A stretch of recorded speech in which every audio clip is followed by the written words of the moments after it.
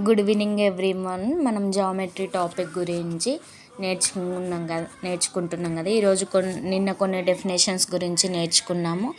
ఈరోజు ఇంకొన్ని డెఫినేషన్స్ గురించి నేర్చుకున్నాము. నిన్న ఏమేమి డెఫినేషన్స్ నేర్చుకున్నాము?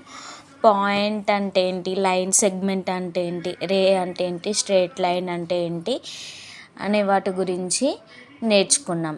ఈరోజు ఇంకొన్ని డెఫినేషన్స్ గురించి నేర్చుకుందాం. నెక్స్ట్ డెఫినేషన్ ఏంటి అంటే ప్యారలల్ లైన్స్. ప్యారలల్ లైన్స్ అంటే ఏంటో నేర్చుకుందాం. ప్యారలల్ లైన్స్ అంటే ఫస్ట్ ఎలా గీస్తారో చూద్దాము. టూ లైన్స్ని గీసినట్లయితే ఇప్పుడు ఇదొక లైన్ ఇదొక లైన్ టూ లైన్స్ని గీసినట్లయితే ఈ టూ లైన్స్ అనేవి కామన్ పాయింట్ అనేది ఉండదు. రెండు లైన్స్కి కామన్ పాయింట్ అయినట్లయితే దాన్ని ఏమంటారు అంటే ప్యారలల్ లైన్స్ అంటారు. ఏమని రాయొచ్చు definition? If two lines have no common point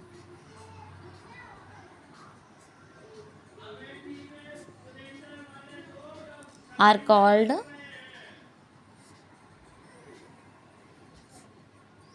parallel lines. Two లైన్స్ని గీసినట్లయితే ఆ రెండు లైన్స్కి ప్యారలల్ కామన్ పాయింట్ లేనట్లయితే ఆ లైన్స్ని ఏమంటారు? ప్యారలల్ లైన్స్ అని అంటారు. Okay, parallel lines. తర్వాత ఇంకో next definition intersecting lines. Intersecting lines అంటే ఏంటివి? టూ లైన్స్ని తీసుకొని సపోజ్ ఈ విధంగా టూ లైన్స్ని తీసుకున్నట్లయితే ఆ రెండు ఒక పాయింట్ వద్ద మీట్ అట్లయితే దాన్ని ఇంటర్సెక్టింగ్ లైన్స్ అంటారు. ఈ పాయింట్ని ఏమంటారు? ఇంటర్సెక్టింగ్ పాయింట్ అంటారు. ఈ లైన్స్ని ఏమంటారు? ఇంటర్సెక్టింగ్ లైన్స్ అంటారు. Okay, if two lines having only one common point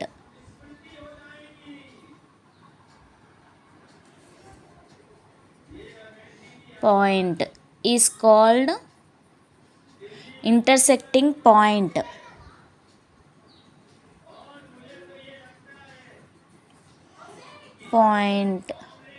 And two lines ఏమంటారు? And two lines are called intersecting lines.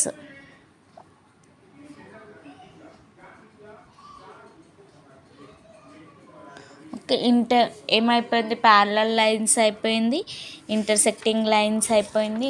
Next ఏమవుతుంది? పర్పెండిక్యులర్ లైన్స్ గురించి నేర్చుకుందాం.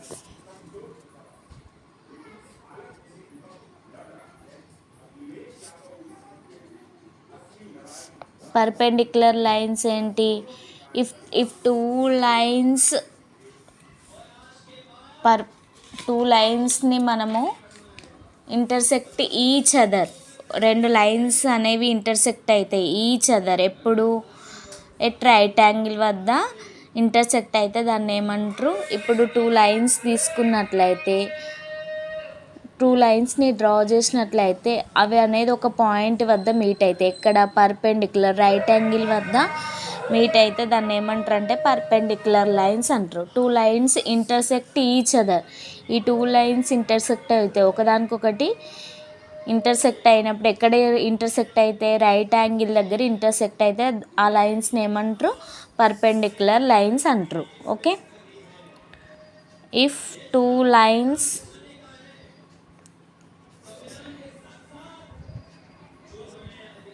intersects each other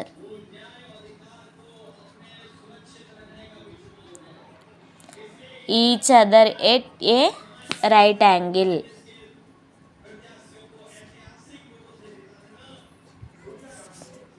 then lines are called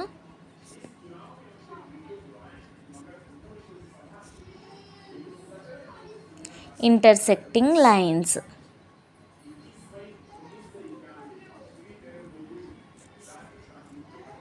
okay, two lines అనేవి intersect అవుతాయి. Intersect each other. Two lines అనేది intersect each other, ఒకదానికొకటి intersect అవుతాయి. ఎక్కడ ఇంటర్సెక్ట్ అవుతాయి? రైట్ యాంగిల్ వద్ద ఇంటర్సెక్ట్ అవుతాయి. అట్లా రైట్ యాంగిల్ వద్ద ఇంటర్సెక్ట్ అయితే ఆ లైన్స్ని ఏమంటారు? ఇంటర్సెక్టింగ్ లైన్స్ అని అంటారు. Okay, next concurrent lines.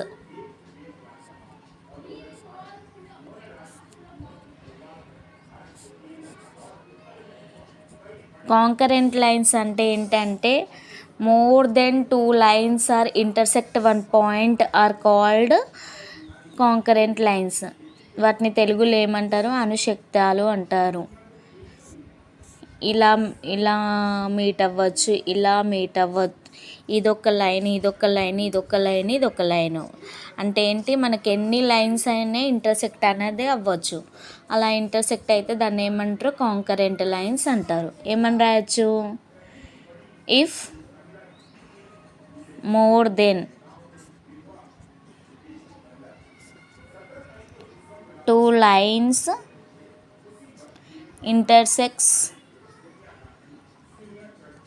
one point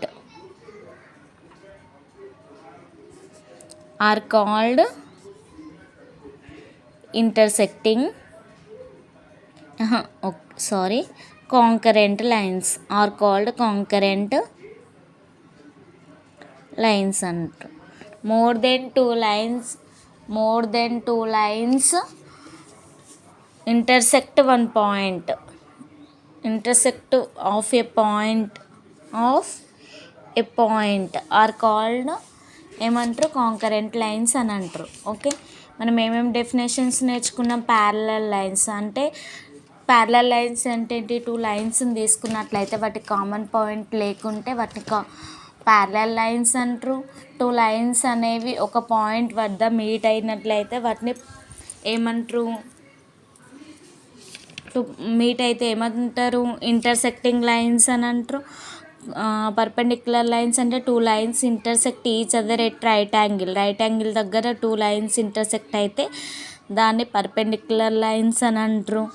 ఇంకా కాంకరెంట్ లైన్స్ అంటే మోర్ దెన్ టూ లైన్స్ కంటే ఎక్కువ లైన్స్ని తీసుకొని వాటిని మనం ఇంటర్సెక్ట్ చేసినట్లయితే ఒక పాయింట్ వద్ద మీట్ అవుతాయి. ఆ పాయింట్ని ఏమంటారు అంటే ఆ లైన్స్ని ఏమంటారు?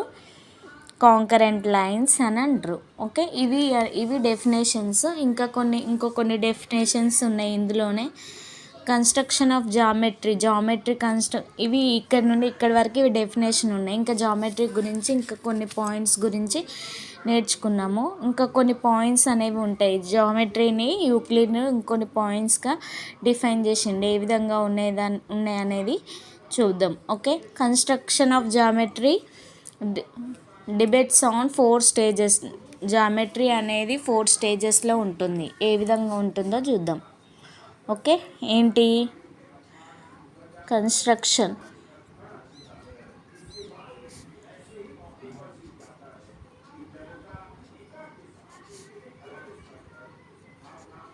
Depends on 4 stages. Okay, construction of జామెట్రీలో కన్స్ట్రక్షన్ అనే ఏ విధంగా ఉంటుంది అంటే ఫోర్ టర్మ్స్ అనేవి ఉంటాయి. ఆ 4 టర్మ్స్ ఏంటియో చూద్దాం. ఓకే, ఫస్ట్ ఏంటి అంటే అన్డిఫైన్డ్ వర్డ్స్.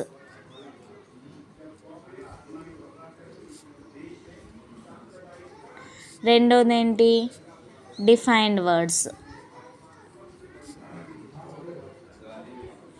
మూడోది theorems.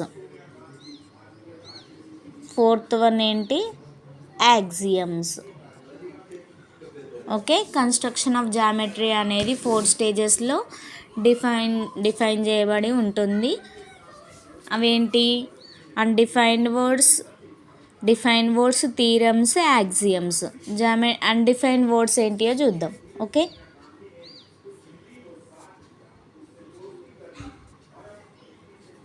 Geometry undefined words. Undefined words ఏంటి? అవి ఎన్ని ఉన్నాయి? 4 ఉంటాయి. ఏంటి అవి? ఒకటి పాయింట్, రెండోది ఏంటి? స్ట్రేట్ లైన్, మూడోది ఏంటి? ప్లేన్, నాలుగోది ఏంటి? Space. Okay, geometry undefined words ఏంటి? Point, straight line, plane, space. Point గురించి డెఫినేషన్ గురించి నేర్చుకున్నాము, స్ట్రేట్ లైన్ డెఫినేషన్ గురించి నేర్చుకున్నాము, ప్లేన్ డెఫినేషన్ గురించి ఇక్కడ చెప్తాను వినండి.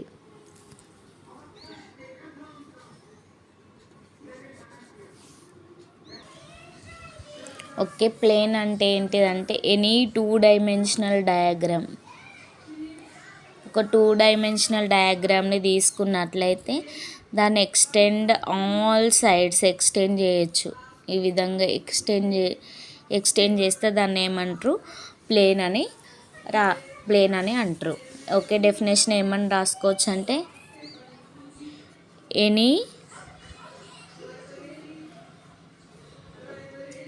2 dimensional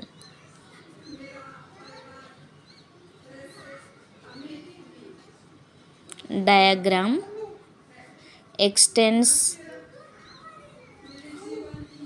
all sides are called plane. Okay, plane definition అంటే ఎనీ 2 డైమెన్షనల్ డయాగ్రామ్ తీసుకుంటే దాన్ని ఆల్ సైడ్స్ ఎక్స్టెండ్ చేయొచ్చు. ఇలా ఎక్స్టెండ్ చేయడాన్ని ఏమంటారు? ప్లేన్ అని అంటారు. ఓకే, మనం ఇక్కడ ఏం నేర్చుకున్నాం? అన్డిఫైన్డ్ వర్డ్స్ ఉంటాయి, డిఫైన్డ్ వర్డ్స్ ఉంటాయి. ఇక్కడ geometric construction of geometry debates on 4 stages అన్నాం కదా. అందులో ఏమో అన్డిఫైన్డ్ వర్డ్స్ అంటే ఏంటో నేర్చుకున్నాం. డిఫైన్డ్ వర్డ్స్ అంటే తెలుసు.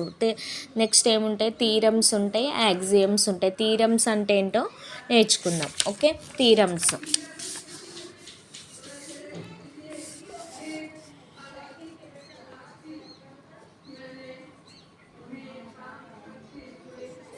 థీరమ్స్ డెఫినేషన్ అంటే the statement which can be well defined or known as theorem.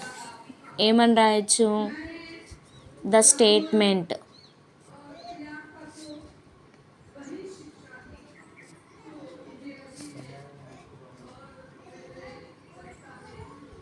which can be well defined known as theorems. Okay, well defined or known as theorems అంటే మనకి ఇచ్చిన statements ఒక statement ఇస్తే ఆ statement అనేది మనకు బాగా తెలిసినది అయి ఉండాలి. అలా తెలిసిన దాన్ని అయితే దాన్ని ఏమంటారు? థీరమ్స్ అని అంటారు. Okay, every theorem is in PFQ. Every theorem అనేది ఏ రూపంలో ఉంటుందంటే every theorem is in PFQ. Okay, every theorem అనేది మనకి ఏ రూపంలో ఉంటుంది? P and Q రూపంలో ఉంటుంది.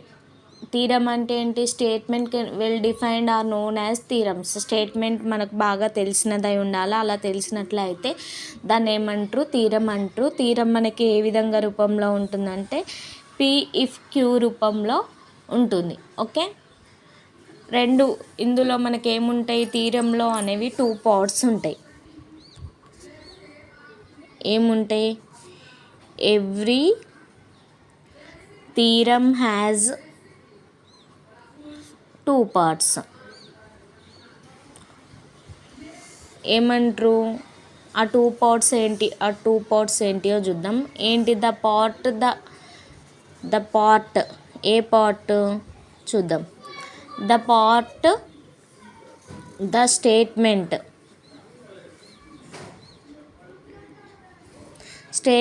అంటే మనకు థీరంలో వచ్చిన స్టేట్మెంట్ అన్నట్టు. బిఫోర్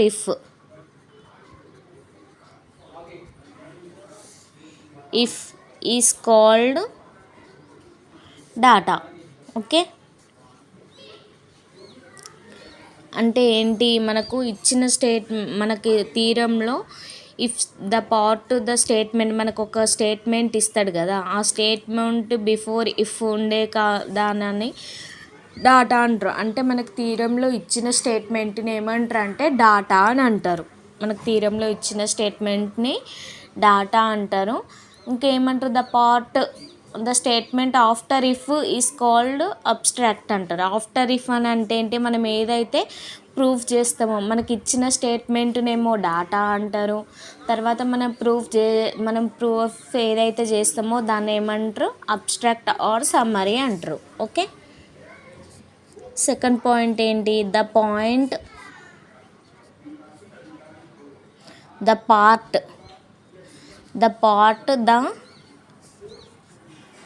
స్టేట్మెంట్ ఆఫ్టర్ ఇఫ్ అంటే ఏంటి, మనం ఏదైతే ప్రూఫ్ చేస్తామో అది. ఓకే. ఈజ్ కాల్డ్ ఏమంటారు, అబ్స్ట్రాక్ట్ ఆర్ సమ్మరీ.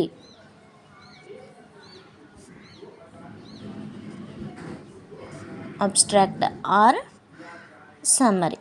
ఓకే. మనకు బిఫోర్ ఇఫ్ మనకి ఇచ్చిన స్టేట్మెంట్ ఇఫ్ స్టేట్మెంట్ ఏదైతే ఇచ్చిన ఇఫ్ స్టేట్మెంట్ ఉంటుందో థీరంలో దాన్ని ఏమంటారు, డాటా అంటారు. మనం ఏదైతే ప్రూఫ్ చేస్తామో దాన్ని ఏమంటారు, అబ్స్ట్రాక్ట్ ఆర్ సమ్మరీ అని అంటారు. ఇంకేమంటుంది, స్ట్రక్చర్, ద జామెట్రీ స్ట్రక్చర్ ఎన్ని విధాలుగా ఉంటుందనేది చూద్దాం. ఓకే. ద జామెట్రీ స్ట్రక్చర్ ఎన్ని విధాలుగా ఉంటుంది, ఏముంటుంది అనేది 6 స్టేజెస్లో ద స్ట్రక్చర్ ఆఫ్ జామెట్రీ అనేది 6 స్టేజెస్లో డిపెండ్ అయి ఉంటుంది. అది general information, figure, data, conclusion, construction, proof. మనకు ఒక థీరం ఇచ్చినట్లయితే ఏముంటాయి, జనరల్ ఇన్ఫర్మేషన్ ఉంటుంది, ఫిగర్ ఉంటుంది, డాటా ఉంటుంది, కంక్లూజన్, కన్స్ట్రక్షన్ ఉంటుంది, ప్రూఫ్ ఉంటుంది. వీటి గురించి బ్రీఫ్గా మనము నెక్స్ట్ క్లాస్లో నేర్చుకుందాము. దీంతో మీరు రోజు వీడియో చూసినట్లయితేనే ఇవి అర్థమవుతాయి. కాబట్టి ఈ బేసిక్ ఇన్ఫర్మేషన్ నేర్చుకోవడము చాలా ఇంపార్టెంట్. ఈ వీడియో నచ్చినట్లయితే లైక్ చేయండి, షేర్ చేయండి, కామెంట్ చేయండి. మీరు లైక్ చేసినట్లయితే ఇంకొందరికి ఈ వీడియో అనేది షేర్ అనేది అవుతుంది. Okay, thank you.